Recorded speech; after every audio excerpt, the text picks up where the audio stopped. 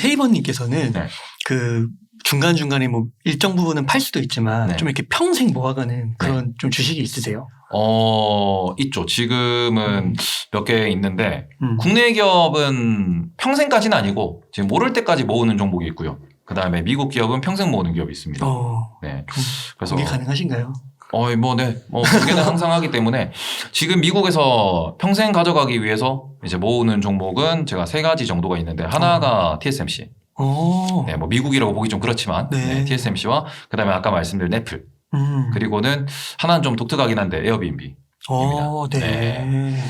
제가 이게 왜 그러냐 그러면은 TSMC 같은 경우에는 지금 삼성전자가 아까 말씀드렸다시피 파운드리에서 조금은 수요를 못 잡고 그러면서 이제 빅테크 기업들이 이쪽 TSMC로 줄을 서고 있습니다. 그럼 반대로 TSMC에서 줄 서 있는 기업들을 좀 말씀을 드리면은 애플, 마이크로소프트, 구글, 아마존, 테슬라, 그죠? 퀄컴, 인텔, AMD, 엔비디아. 막강하네요. 우리가 딱 들었을 때도 그 하나만 내가 사고 하나만 들고 있었으면 좋겠다라고 하는 종목이 전부 다 그 종목이 TSMC에다가 목매고 있거든요. 그러면은 TSMC를 사지 않을 이유가 없다라고 말씀을 드리고 싶고 애플 같은 경우에는 제가 원래는 애플을 그렇게까지 많이 모아야지 오래 가져가야지는 아니었고 저는 그냥 빅테크 같은 경우는 그냥 정고점을 보면서 떨어지면 사서 정고점 뚫으면 팔고 요걸로만 계속 스윙을 쳤어요. 근데 그런 상황에서 애플에서 이번에 애플 반도체를 딱 보고 그걸 딱 보는 순간 이제는 진짜 인텔과 AMD도 위험할 수 있겠다라는 생각이 들면서 약간은 애플이라고 하는 곳에 제 설계 기술이 되게 중요하다라는 거를 좀 많이 이제 듣다 보니까 저 정도로 반도체 설계를 잘하면은 애플에 대항할 만한 친구가 나올 때까지는 모아가도 되지 않을까라는 생각이 들어서 애플을 모으고 있고요.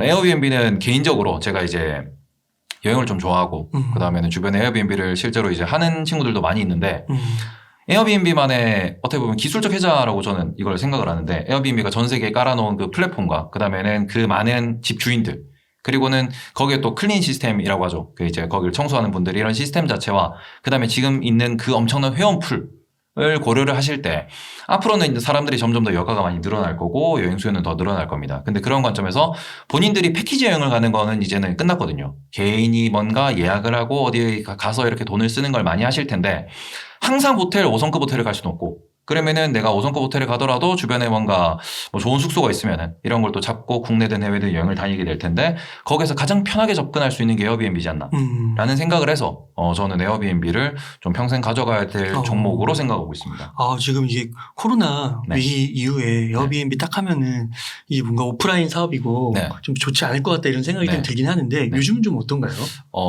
요새 같은 경우는 에어비앤비가 좀 풀리는 듯 하다가 이제 우크라이나 때문에 다시 또 조금 떨어지는 경향도 보이는데 최근에 반등이 좀 센 편이에요. 근데 제가 첫 매수를 135달러에 시작을 해가지고 그게 뭐 차트를 열어보시면 아시겠지만 한번 상장하고 급등하고 딱 저점이었어요. 그래가지고 샀는데 운 좋게도 저점이었고 제가 그래서 처음으로 올라갔을 때 못 팔아가지고 이제 저는 이제 평생 가져간다고 해도 무지성으로 보유하지 않습니다.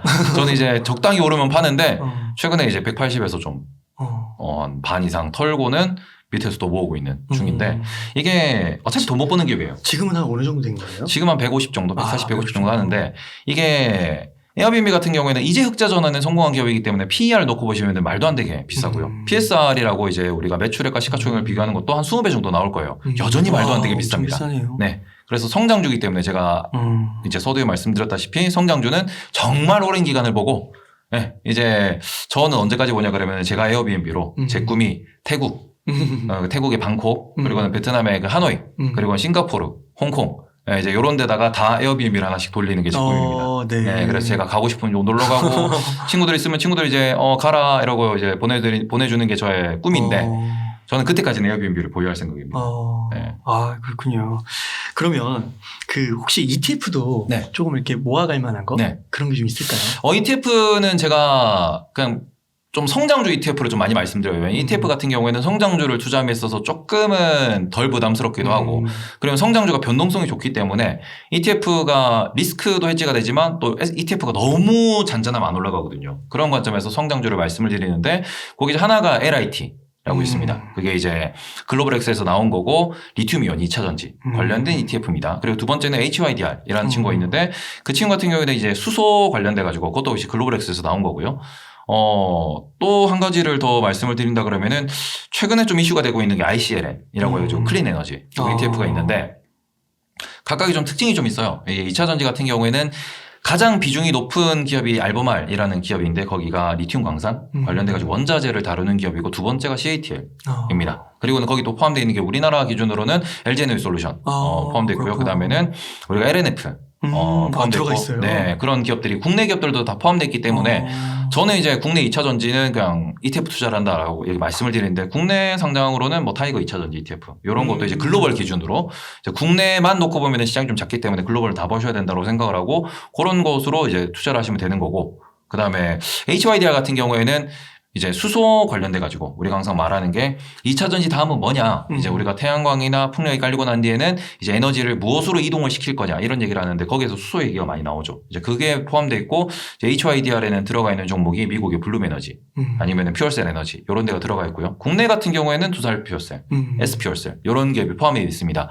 그래서 저는 국내에서 두산 퓨얼셀을 계속 매수를 하시는 분들도 뭐 괜찮은 투자 방법이라고 생각을 하지만 글로벌 기준으로 누가 터질지 모르고 ETF는 가장 좋은 점이 본인들이 성장성이 있다 그러면은 미리 매수를 하기도 하고요. 본인들이 이거는 성장성이 조금은 훼손됐다라고 하면은 비중을 줄이기도 하기 때문에 그런 관점에서 ETF 투자로는 성장주 투자라는 게 좀 리스크도 피할 수 있고 그다음에 그 섹터 자체가 커지는 거를 우리가 좀 공유할 수 있다라고 생각을 합니다. 그리고 마지막으로 ICL에는 이건 오히려 좀 안전한 안전한 ETF에서 말씀을 드리는데 정말 대형주가 많이 들어가 있어요. 예를 들어서 우리나라에 있는 뭐 기업들도 들어가 있고 그다음 미국에 있는 기업들 같은 경우에는 제너럴 일렉트릭 엄청 큰 기업입니다. 베스타스 이런 기업이 들어가 있기 때문에 걔들은 안 움직여요. 네, 그래서 저는 제가 실제로 보유하고 있는 것도 그 LIT랑 그다음에는 HYDR 보유하고 있고 또 제가 보유하고 있는 것 중에서 하나 더는 이제 METV라고 메타버스 ETF가 있습니다. 글로벌 메타버스 ETF인데 저는 테크 기업에 투자하시는 분들은 요 ETF에 대해서도 조금 주목을 하셨으면 좋겠다라고 생각을 해요. 지금 엄청 많이 빠졌거든요. 포함되어 있는 종목이 로블록스, 엔비디아, 마이크로소프트 이런 데가 포함이 돼 있어요. 그래서 이게 좀 로블록스 같은 경우에는 부서졌고요. 유니티 이런 데도 거의 뭐 빠그라졌죠. 네.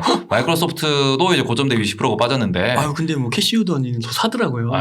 어쨌든 METV 같은 경우에는 미국의 빅테크가 되게 많이 포함되어 있고 한 가지 단점이 페이스북이 포함되어 있다는 게 좀 단점이라고 생각을 하긴 하는데 페이스북도 메타버스 시대에 올라갈 거기 때문에 이제 시간은 좀 걸리겠지만 저는 메타버스 자체 그리고 메타버스에 들어가는 모든 소프트웨어가 포함되어 있는 METV도 ETF로 되게 매력적인 ETF라고 생각을 합니다. 그러네요. 네. 굉장히 그 성장성도 있고 그 시간은 좀 언제 그게 걸릴지는 모르겠지 오래 걸릴 수도 있겠지만 장기적으로 봤을 때는 올 것 같아요. 이런 미래들이. 네, 그래서 그런 미래에 제가 그리는 미래는 이제 OTT, 뭐 VR, AR, 우리가 자율주행 이런 걸 같이 보는 거고 거기에서 자율주행은 2차 전지, 배터리 있는 그런 전기차를 타고 다닐 거고 그리고는 우리 집에서는 또 수소 충전을 할 거고 거기서 컨텐츠를 즐길 거고 그런 것들 같이 보시는 게 어떨까라고 생각을 하는데 항상 ETF는 성장주 투자로 또 비중은 낮게 꾸준히 매수를 하시는 게 좋은 전략이다라고 말씀을 드리고 싶습니다. 혹시 그 LIT랑 조금 비슷할 수 있을 것 같은데 혹시 그 국내에 상장돼 있는 차이나 전기차 ETF 혹시 아세요? 네네네. 그건 좀 어떻게 생각하세요? 차이나 전기차는 일단 글로벌에서 가장 큰 시장이 중국이죠. 전기차 관련돼서. 그래서 차이나 전기차 관련돼 가지고는 좋은 의견이 많은 것도 사실이에요. 근데 한 가지가 좀 걱정이 되는 게 내년도 되면은 중국에서 전기차 보조금이 사라진다라는 이슈가 있는데 여기에 반응했을 때 과연 중국에 있는 전기차 기업들의 매출이 유지가 될 것인가 라는 게 조금 고민이 되긴 해요. 저는 이제 중국은 전기차가 확실히 많이 성장하고 그다음에 주류가 됐다라고 생각을 하고 그다음에 북유럽 같은 경우에도 완전히 메인이 됐다라고 생각을 합니다. 유럽은 거의 한 30% 40% 정도 왔는데 제가 지금 주목하는 거는 미국의 전기차. 왜냐면 미국은 지금 가보신 분들은 아시겠지만 전기차가 대중화가 안 됐어요. 대중화보다는 이제 어떻게 보면은 3년 전, 5년 전 한국 정도 수준이기 때문에 그래요? 네, 미국에서 전기차가 본격적으로 팔리고 일본에서 전기차가 본격적으로 팔리고 그리고는 인도나 동남아시아에서 전기차가 본격적으로 팔려야 포화 시장이 될 것이다 라고 생각을 하기 때문에 차이나 전기차가 가장 큰 단점이 중국 외에서는 힘을 못 쓴다는 거예요. 저는 그런 점에서는 조금은 글로벌을 통틀어서 같이 투자하시는 게 좋지 않을까. 아까 LIT 말씀드린 것도 이제 글로벌 ETF라고 했을 때 절반 정도 혹은 30, 40% 정도 포지션은 다 중국이에요. 중국이 워낙 전기차 시장이 크기 때문에 그런 관점에서는 중국보다는 글로벌이 낫지 않을까라는 생각을 좀 합니다. 중국과 글로벌이 섞여 있는 네네. 그런 쪽이 하는 게 오히려 더 좋아 보일 수도 있다. 네. 진짜 이 전기차는 사실 진짜 좀 시작 단계, 아직도 시작 단계라고 봐야 되는 거죠. 아직은 네 그렇죠. 유럽을 가보신 분들은 야 전기차 정말 많다. 특히 프랑스 같은 데 가보시면 오 진짜 전기차 많다라고 하실 수 있는데 이게 뭐 전 세계 기준에서 중국이 큰 건 사실이지만 중국과 유럽이 전 세계의 한 30, 40% 정도 차지하고 나머지는 이제 5, 60%가 아직까지 전기차가 대중화 안 됐으니까 그런 걸 보시면은 지금 뭐 한 20% 정도 오지 않았나. 아직 한 5배는 더 가야 되지 않나 라는 생각은 합니다. 혹시 막 그런 거 있잖아요. 중국 투자는 약간 이게 막 정치적으로도 볼 때 막 네. 공동부유 나오고 이러면은 네네. 진짜 IT가 엄청나게 빠지잖아요. 네. 그런 정책상의 그런 정치적인 그런 리스크 때문에 네. 좀 투자를 어려워하시는 분들. 네. 그런 분들의 그런 이유들 때문에 차이나 전기차는 좀 어렵다. 이렇게 생각하시는 건 좀 어떠세요? 중국의 전기차는 어렵지 않다고 생각을 합니다. 이게 왜냐 그러면은 중국의 이제 미국도 빅테크를 규제를 하고 중국도 빅테크를 규제를 하거든요. 근데 저는 그 규제의 베이스에는 기업이 국가를 넘어서기 때문이라고 생각을 합니다. 알리바바 역시도 마찬가지로 알리바바가 알리페이라는 걸 만들고 또 알리바바라는 쇼핑몰을 하고 그 외에 많은 뭔가 자회사들, 관계사들 이런 것들이 하나의 마피아를 이루면서 어떻게 보면은 중국 공산당이 없어도 알리바바가 있으면은 중국에서 생활이 된다라는 얘기가 나오는 수준까지 성장을 하다 보니까 공산당 입장에서는 껄끄러울 수밖에 없죠. 특히 중국은 일당 체제이기 때문에 그런 관점에서는 빅테크를 때리는 거는 이제 중국 공산당의 목적이 있다라는 거지만 하드웨어 기업 같은 경우에는 중국이 그 제품을 만들어서 수출을 하는 겁니다. 예를 들어서 CATL이나 아니면 BYD 같은 기업이 그 기업 하나만 가지고 이제 공산당 없이도 생활이 되냐? 그건 아니거든요. 그런 관점 놓고 보시면은 미국도 마찬가지, 중국도 마찬가지. 테크 기업을 때리는 이유는 결국 정부의 권한 때문이라고 생각을 하는 거고 그런 관점에서는 2차 전지는 굳이 걱정할 필요가 있을까라는 생각을 합니다. 그래서 평생 모아갈 주식, TSMC, 네. 뭐 애플, 에어비앤비, LIT, HYDR, ICLN, 뭐 그리고 METV 네. 요 정도 이렇게 추천해 주셨는데 네. 이런 것도 한번 보시면서 이번 기회에 공부하시고 또 괜찮다 싶으면 모아가도 굉장히 좋을 것 같습니다. 국내에서는 네이버요. 아, 국내에선 네이버. 네이버에 국내엔 또 다른 건 없을까요? 네이버 외에는 아프리카 TV라고 제가 방송하고 있는 플랫폼이 있습니다. 네. 네, 알겠습니다. 책에서 이렇게 뒷부분에 보니까 투자의 격언들을 이렇게 나열해 주시면서 소개해 주시면서 그거와의 격언과 함께 어떻게 투자하면 좋을지 그런 내용이 있더라고요. 그래서 굉장히 좋았는데 혹시 거기에서 몇 가지 정도 지금 보시는 그런 투자자분들에게 좀 조언을 주실 겸 해서 이렇게 매칭시켜가지고 한번 설명해 주시면 너무 좋을 것 같아요. 첫 번째로 떠오르는 거는 일단은 계란을 한 바구니에 담으면 안 된다. 이런 얘기가 있는데 제가 실제 사례 중에 하나입니다. 삼성전자랑 하이닉스에 몰빵을 때린 분이 계세요. 네, 제 방송에 와가지고 이렇게 해가지고 제가 지금 이렇게 들고 있습니다. 근데 지금 얘들이 주가가 영 이상합니다. 이런 얘기를 하시고 그러고는 또 심지어는 삼성전자를 사시고는 심택을 사셨어요. 그리고는 대덕전자를 사셨습니다. 너무 겹치는 거죠. 그리고는 ISC라는 또 반도체 관련된 기업을 사셨어요. 걔네들은 같이 움직여요. 이게 과연 계란을 다른 바구니에 이제 옮겨 담은 거냐. 종목이 다르고 업종이 다르다. 얘는 반도체고 얘는 뭐 PCB고 얘는 장비고 얘는 소재인데요. 이렇게 하셔도 반도체죠. 그런 관점에서 같은 선행 지표를 같은 뭔가 지표를 보고 움직이는 친구들이 있습니다.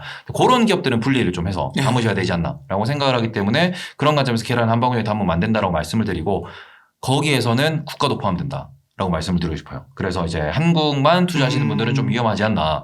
왜냐면 한국이 이번에 뭐 우크라이나 사태 이런 걸 겪으면서 환율 같은 걸 좀 겪어보니까 환율이 안 좋으면은 다 같이 떨어지는 이런 경향을 좀 보셨기 때문에 미국에 같이 좀 분산 투자하는 것도 좀 중요한 포인트다라고 말씀을 드리고 싶고 저는 그런 관점에서는 가상자산도 일부는 가져가도 된다고 생각을 하거든요. 그러세요? 네, 많이는 아니지만 그런 관점들이 조금은 계란을 좀 여러 바구니로 옮겨 담는 그런 전략이지 않나라고 말씀을 드리고 싶습니다. 그럼 주식과 그 암호화폐 가상자산 비율은 어느 정도로 보세요? 저는 일단 주식을 한 60, 70% 그리고 가상자산은 한 5에서 10% 정도 나머지는 현금. 현금을 되게 중요해요. 왜냐하면 떨어질 수 있기 때문에 언제 떨어질지 모르기 때문에 지금처럼 불안한 상황에서는 풀매수를 해놓으면은 멘탈 관리가 안 되니까 결국에는 주식 투자에서 성공하는 길은 멘탈 관리입니다. 개인 같은 경우에는 뭐 기관 투자가들은 뭐 10%, 15% 이렇게 현금을 가져간다라고 하시는데 저는 개인 투자자는 30, 40% 현금 가지고 있어도 저는 상관없다고 생각을 하거든요. 왜냐하면은 그게 있어야 멘탈 관리가 되고 그게 있어야 물려도 내가 비상금을 쓸 수 있습니다. 기관 투자가들은 마이너스가 나도 팔면 되거든요. 근데 개인은 마이너스 났을 때 안 파는 게 좀 미덕이라고 생각하기 때문에 오를 때까지 기다리시는 그런 전략을 취하시고 내가 다 이제 플러스 나 있는 상황이다 하면은 주식을 좀 늘리셔도 되겠지만 물려 있는 것도 있고 이러면은 저는 현금을 좀 많이 가져가야 된다. 많이 가져가야 된다고 생각하기 때문에. 네. 그럼 현금은 언제 쓰는 거예요? 어떻게 쓰는 거예요? 제가 지난번에 이제 아까 말씀드렸듯이 애플이 확 떨어졌을 때 이건 기회다. 이러면 들어가는 거죠. 다 들어가요? 네. 그럴 때는 이제 정말 일주일 안에 혹은 3일 안에 이게 말도 안 되게 떨어진 거기 때문에 이건 이 기업이 망한 게 아니고 뭔가 외부적으로 사람들이 도망을 친 거기 때문에 도망친 사람들 대신에 주워서 그리고 도망친 사람들이 오시면은 어이구 네 잘 먹었습니다. 네 이러면 되기 때문에 그럴 때 이제 있는 현금 다 쓰죠. 네. 그럼 들어했다가 아까처럼 한 5% 오르면 네. 그중에 또 반 팔아서 네네. 또 현금으로 만들고. 네, 현금을 또 만들어 놓고 또 다른 데서 또 현금을 또 만들어 놓고 뭐 계속 이렇게 반복 하는 게 좋다라고 생각해요. 그러니까 그 현금은 되게 기회라고 딱 포착되는 네. 순간 들어갔다가 또 나오는 거군요. 네. 저는 보통 그걸 이제 확률 한 85% 90% 되면은 그럴 때는 뭐 몰빵을 때리고 그러고 난 뒤에는 다시 확률 또 이렇게 슬슬슬 떨어질 것 같다. 이게 좀 반등을 줬다 하면은 또 현금을 더 만들어 놔야죠. 기회가 왔을 때 들어가야 되니까. 이제 그런 식으로 운용을 하시는 게 쉽게 돈을 좀 주워올 수 있는 네, 방법이라고 생각합니다. 그렇군요. 그 현금 비율 한 30%를 계속 유지하는 거군요. 네. 그러면은 이게 몰빵을 쳤다가 막 한 달 있다가 다시 팔고 이런 건 아니네요. 한 달까지는 버틸 수 있다고 생각하는데 보통 이제 제가 좀 약간 좀 많이 보수를 보기 때문에 저는 한 일주일 정도 걸리더라고요. 많이 물리면. 그러니까 그 현금 네. 비중은 굉장히 좀 그 일주일이 뭐 사람마다 다르겠지만 네. 제가 느낄 때 좀 되게 단기적으로. 네. 그러니까 그 단기로 한 번에 탁 먹고 나올 만한. 그러니까 예를 들어서 MSCI 관련돼 가지고도 뭐 지수 편입, 지수 편출 이런 이슈도 약간 일방향으로 움직이는 경우가 있거든요. 그렇구나. 뭐 그럴 때 들어가는 자금이라고 보시면 될 것 같아요. 예. 그래서 첫 번째 격언은 계란을 한 바구니에 담지 마라. 네. 네. 네. 라고 말씀을 드렸고 두 번째는 약간은 그 좀 고리타분한 얘기긴 한데 그 숲을 먼저 보고 나무를 봐야 한다. 라는 얘기가 있습니다. 근데 그거는 왜 그러냐 그러면은 예를 들어서 우리는 삼성전자만 좀 바라보는 경향이 있습니다. 근데 삼성전자를 바라보면은 삼성전자와 경쟁하는 업체들의 흐름이나 그 시황을 같이 보시는 게 좋거든요. 예를 들어서 삼성전자를 D램으로 놓고 보시면 하이닉스 아니면은 뭐 마이크론 이런 데가 있을 것이고 낸드 플래시로 보시면은 키옥시아 그다음에 뭐 다른 많은 기업들이 나올 수 있습니다. 그리고는 뭐 파운드리를 보시면 TSMC 아니면은 글로벌 파운드리 아니면 SMIC, DB하이텍도 같이 좀 이렇게 볼 수 있는 부분이 있는데 그런 것들을 조금 전체적으로 그림을 크게 그려놓고 보시면은 지금 삼성전자의 위치 그리고는 지금 삼성전자에 대한 평가에 대해서 조금 냉정하게 바라볼 수 있거든요. 근데 보통 주식을 보유하시는 분들은 보유 편향이라는 게 좀 많아지고 그리고는 내가 그 종목에 물려 있으면 그 종목만 좀 보려고 하시는 경향이 있어요. 그러면 그쪽에 집중하게 되고 심지어는 이게 이제 뭐 한 달 아니면은 일주일 아니면은 하루 아니면은 그 1분 1분의 그 분봉까지도 다 이렇게 좀 빠져들게 되기 때문에 그렇게 되면은 약간 실수가 많아진다. 라고 생각을 합니다. 전형적인 데이트레이더라고 부르는 단타만 치시는 분들한테는 그게 정답일 수 있지만 내가 데이트레이더가 아니다. 내가 정말 단타만 치는 사람이 아니다라고 하면은 투자를 위해서는 숲을 봐야 되고 그러면 글로벌 시장도 같이 보고 뭐 반도체 전체적인 시장을 같이 보고 이렇게 하면서 조금 어떻게 보면 인생을 살아가는 것과 함께 약간 동반한다라는 느낌으로 투자를 하셔야 수익을 날 수 있다. 라고 좀 말씀을 드리고 싶어가지고 그렇게 말씀드리고 제가 가끔 아침에 이제 라이브를 할 때 나스닥의 지금 지수 위치와 그 다음에는 지금 코스피 지수 위치를 말씀을 드려요. 이게 왜 그러냐 그러면은 내 종목만 집중하다 보면은 내 종목 내가 투자하는 섹터의 위치에 따라 가지고 감이 좀 없어질 수 있거든요. 나스닥이 얼마나 빠졌다는데 라는 말은 들었지만 실제로 나스닥이 지금 어떤 차트를 그리고 있는지가 안 보이고 코스피가 어떤 차트를 그리고 있는지가 안 보이면 약간은 좀 손절하면 안 되는 포인트에서 손절이 나가고 사면 안 되는 포인트에서 막 매수가 나가요. 근데 그런 포인트들이 어떻게 보면은 지수라고 하는 큰 숲을 봐야지 지금 우리나라가 어떤 상황이고 지금 주식시장이 어떤 상황이다 이런 게 좀 보이기 때문에 거기서 더 확장한 뭐 원자재도 있고 채권도 있고 많으니까 숲을 좀 보는 연습을 많이 하시면은 좀 더 뚜렷하게 매수 매도 타이밍을 잡을 수 있지 않나 라고 생각을 합니다. 그러니까 이 숲은 그 산업을 넘어서 지수까지도 보는 거군요. 네, 지수도 보고 좀 더 많이 보면 경제 자체를 보는데 저는 지수 정도만 봐도 도움이 되지 않나라고 생각을 하고 있습니다. 그렇군요. 그럼 지수가 흔들릴 때는 매수를 잘 안 하는 건가요? 지수가 흔들릴 때는 분할 매수하는 거죠. 왜냐하면 흔들림이 끝났을 때 올라간다라는 뭔가 좀 믿음이 있다라고 하면 지금 같은 경우에는 올라갈 가능성이 좀 높기 때문에 그런 관점에서는 올라갈 때 어떤 섹터가 올라가는지를 공부를 해놓고 그냥 거기서 계속 매수를 하는 거죠. 네, 지금 저 같은 경우에는 지금 반도체에 관련돼 가지고 반도체 소재 그리고 DDR5 관련된 소재 이런 기업들을 계속 매수를 하고 있습니다. 그러면 지수가 막 오를 때는 네. 너무 또 추격 매수 이런 건 조심해야 되는. 그죠. 지수가 막 오를 때는 이제 저는 오히려 오르면은 언제 팔지? 그렇게. 네, 언제 팔지? 이러고 있고. 네. 저는 현금이 많을 때는 50% 정도까지 늘리는 스타일입니다. 그렇구나. 네. 그래서 그 현금을 되게 이렇게 왔다 갔다 빠르게 네. 잘 대응하는 것 같으세요. 네, 근데 현금 비중이 시드가 커지면 커질수록 더 중요하다고 생각을 해서 그러니까 한 번 배팅에 큰 돈을 벌 수 있으니까 그래서 저는 현금이 많아야 좀 더 큰 돈을 벌 수 있지 않나라는 생각을 합니다. 네. 그러시군요.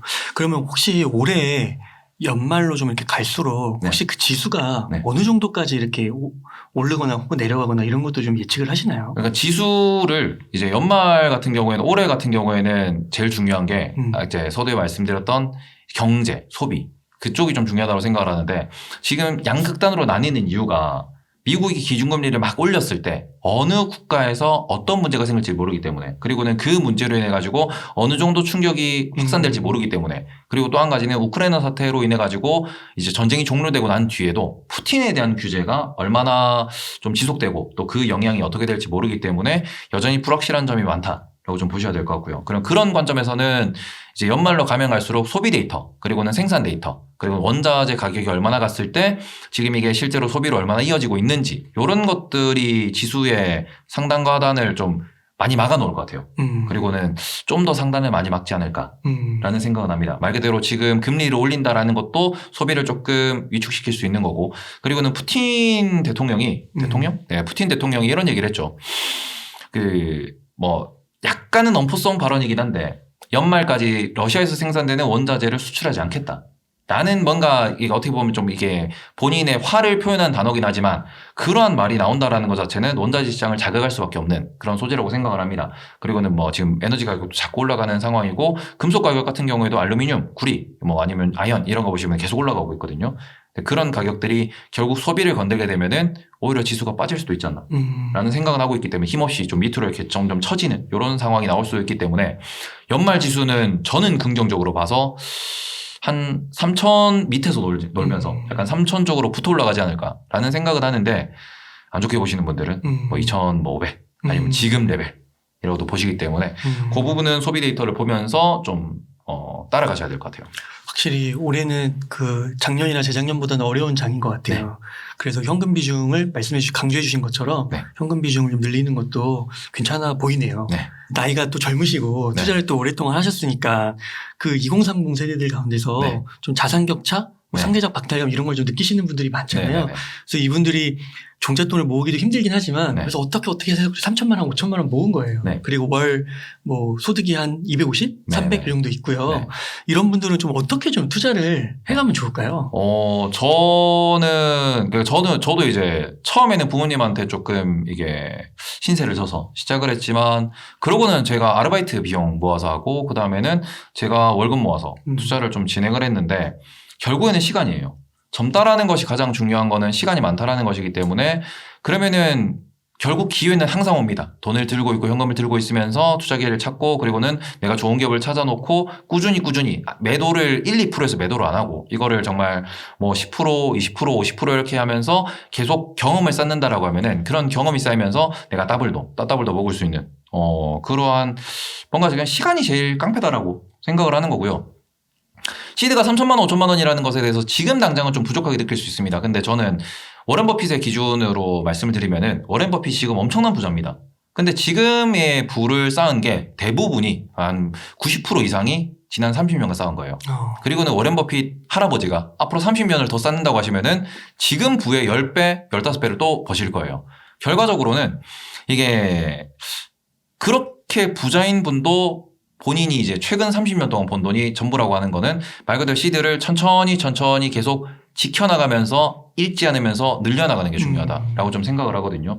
그래서 너무 조급함을 내기보다는 저는 지금 이번에 코로나 오면서 주식 투자하려고 차도 팔았고요. 네. 그리고 저는 집도 지금 그냥 월세 살고 있습니다. 어. 네. 딱히 뭐 제가 뭐 보유하고 있는 뭐 서울에 보유하고 있는 게 없기 때문에 그냥 월세 내면서 그냥 돈 벌면서 지금 밑에 직원들 월급 주면서 그냥 그렇게 살고 있는데 그게 어떻게 보면은 제가 나가는 돈을 최대한 줄이기 위해 가지고 그냥 저는 보증금도 빼서 투자하는 게 낫다라고 생각을 하다 보니까 계산해 보니까 보증금보다 수익률이 좋을 것 같더라고요. 그래서 보증금 빼서 투자를 하는 거고 월세 내고 살고 있는 건데 이런 식으로 본인이 어떻게 보면은 최대한 돈을 좀 아끼고 그리고는 자산을 굴렸을 때 좀 돈을 좀 자산을 씨드를 불릴 수 있는 방법을 찾으셔가지고 투자를 계속 하시면서 제가 이제 나이가 35인데 이제 20대 초반 분들도 투자를 많이 하시는데 그러면은 투자하시는 분들도 10년 뒤에 제 나이가 되면은 저보다 훨씬 더 돈 많은 사람이 되지 않을까 라고 생각합니다. 그러니까 이게 투자라는 게 지금은 진짜 그 필수 불가결한 것 같아요. 이거 빼놓고는 생각할 수가 없는 것 같아요. 그럼요. 이 시대가 네. 진짜. 지금 저성장의 시대라는 얘기를 많이 하고 또 우리나라 같은 경우도 1년에 2% 성장이 불가능하다는 얘기도 많이 하는데 미국이 대단한 이유는 미국은 100년 동안 2% 성장을 했고요. 중국은 계속 깎이고 있거든요. 성장률이. 근데 그런 관점으로 놓고 보실 때 지금 한국 같은 경우에도 성장률이 점점 깎이고 있고 그럼 이런 상황에서 월급이 오를 거냐? 못 오를 수 있습니다. 일본 같은 경우에도 이제 성장이 좀 멈춘 상황에서는 월급이 안 올랐죠. 그런데 우리가 그런 미래를 맞이한다라고 했을 때 미국 노동자 비해 가지고 그럼 한국 노동자는 점점 뒤처지고 있는 거거든요. 글로벌 기준으로 생각을 해보면은 그러면 우리는 계속 투자를 할 수밖에 없습니다. 예금을 해도 이자가 안 나오고 적금을 해도 이자가 안 나오고 그리고는 심지어 월급이 안 오르면은 집값도 안 올라요. 그런 상황이 온다라고 하면은 결국 투자를 해서 글로벌 관점에서 계속 자산을 불려나가야 되는 거고 그러면은 어쩔 수 없이 또 저희와 같은 유튜브 하시는 아니면 또 이렇게 분석하시는 경제를 보는 사람들이 더 필요해지겠죠. 네, 그래서 저는 진로를 잘 바꾼 것 같아요. 진로를 학원 아니, 원래 이제 학원 다니다가 제가 대학원을 나오고 이제 석사생으로 전공 뭐였어요? 환경공학. 네, 공대생이었는데 저는 석사생으로 군대를 갔습니다. 어떻게 보면은 연구소로 군대를 가다 보니까 저희 시청자분들은 저한테 미필이라고 하시던데 저는 그래서 군번이었고요. 네, 그래서 거기서 열심히 이제 일을 하다 보니까 이대로는 안 되겠다 해서 투자를 이제 방송을 시작을 했죠. 투자 방송을 시작을 해서 여기까지 왔습니다. 투자는 고등학교 때부터 하신 거고. 네. 그래서 방송 켜놓고 하니까 또 안 되더라고요, 잘. 그러니까 지금 말씀해 주신 게 되게 뭐 월세 살고 차 팔고 이게 옛날에는 저도 느꼈을 때 그거는 조금 하기 힘들겠다 이런 생각이 좀 들긴 했는데 요즘에는 제 주변에도 그 부동산 투자 하시는 분들이 좀 특히 그러신 것 같은데 집을 진짜 팔고 월세를 사시더라고요. 그럼 목돈이 확 생기잖아요. 그래서 그거를 지금 같은 데 서울 수도권은 좀 비싸니까 갭도 크고 지방으로 가서 투자를 해서 수익을 또 많이 보시더라고요, 실제로. 그래서 그렇게 지식이 좀 필요하면 지식이 필요한 것 같고 자신이 있다고 하면 그렇게 또 수익을 벌 수도 있는 거니까 그런 차원에서 그 테이버님의 머니카피 이걸 통해서 또 그 투자의 지식, 기술 뭐 이런 것들 익히시면 너무 좋을 것 같습니다. 옆에서 많이 지켜보고 있는 편인데 지금 암호화폐가 확실히 코로나 사태를 맞고 난 이후에 돈이 많이 풀리고 그 돈이 암호화폐 쪽으로 정말 많이 들어갔습니다. 그러면서 지금 골드의 10분의 1 정도 수준까지는 시가총액이 올라온 상황이에요. 그렇게 놓고 보시면은 앞으로 지금 월스트리트에서도 얘기가 나오지만 금에 대한 투자는 예전이다. 좀 오래된 올드한 투자다. 그리고는 비트코인 같은 경우에는 우리가 금보다 좀 더 편리하게 투자할 수 있고 그리고는 금보다 좀 빨리 현금화를 할 수도 있으면서 그리고는 달러를 대체 혹은 달러에 대한 위기를 해지할 수 있는 상품이 된다는 이야기가 나오면서 비트코인을 중심으로 좀 투자 열풍이 많이 불고 있습니다. 특히 월스트리트 같은 경우에는 큰 기업들이나 큰 펀드에서도 비트코인을 조금 자산으로 편입을 하고 있고 이런 것들은 결국에는 유동성을 감소시키는 영향으로 좀 작용을 할 수밖에 없기 때문에 그렇게 되면은 저는 비트코인이 앞으로 계속 뭔가 자산으로서의 가치를 인정받고 대중성을 좀 인정받게 되면은 요거 자체가 하나의 아이덴티티를 부여받게 되고 그게 컨센서스가 만들어지면은 적당한 가격이 형성되지 않을까라고 생각을 하고 있습니다. 그래서 딱 그냥 방송에서도 쉽게 말씀드리는 건 비트코인과 이더리움 정도면은 괜찮지 않을까. 그 정도는 엣지로 투자를 해놓으시고 알트코인은 좀 더 많이 공부를 하시고 거기서 뭐 각 프로젝트가 어떤 좀 미션을 갖고 있는지에 대해서 생각을 하고 난 뒤에 투자를 하셨으면 좋겠다라고 말씀을 드리고 있습니다. 네. 그러면은 그걸 이제 투자금을 100으로 봤을 때 6대, 10대, 30. 그러니까 60이 주식 그리고 10이 암호화폐 그리고 30이 현금 요렇게 그 정도로 하면은 좀 리스크도 많이 없애고 스트레스도 많이 없이 이제 조금 투자를 자유롭게 할 수 있지 않을까라고 생각을 합니다. 그리고 조금 더 앞에서 설명을 해주시면 한 번 더 말씀드려보면 주식은 네. 전기차, 네. 그리고 메타버스, 네. 친환경, 네. 이런 쪽, 그리고 개별 종목으로는 TSMC, 애플, 에어비앤비 네. 이런 거 좀 네. 좋게 보시는 거고 네. 암호화폐는 비트코인과 이더리움을 중심으로 하되 네. 알트코인 같은 경우는 더 공부를 해서 접근하면 공부를 좋겠다. 정말 많이 하셔야 돼요. 공부를 많이 네. 해서.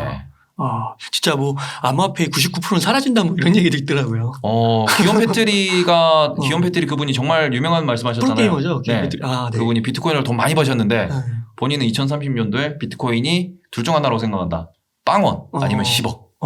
네, 지금의 거의 10억이면은 20배죠. 그렇죠. 5천만 원이니까. 네, 빵원이면 마이너스 100%. 그러네요. 네. 그렇게. 알겠습니다. 혹시 데이버님 전반적으로 질문을 한번 쭉 달아본 것 같은데 네. 혹시 좀 미처 다루지 못한 내용이 있으시다면 제가 처음에 질문지 딱 받아보고 난 뒤에 저 질문지를 이제 여러 데서 받았는데 질문이 너무 좋은 거예요. 그래요? 그래서 막 이렇게 오늘 좀 많이 인터뷰가 길어진 것 같은데. 네. 아닙니다. 네, 어쨌든 너무 짧게 느껴졌어요. 그런가요? 네. 네. 그래서 제가 맨날 방송에서 이런 얘기를 하다 보니까 여기 와가지고도 계속 이렇게 주절주절 얘기를 하게 됐는데 주식은 결국 저는 삶과 동행하는 거라고 생각을 하거든요.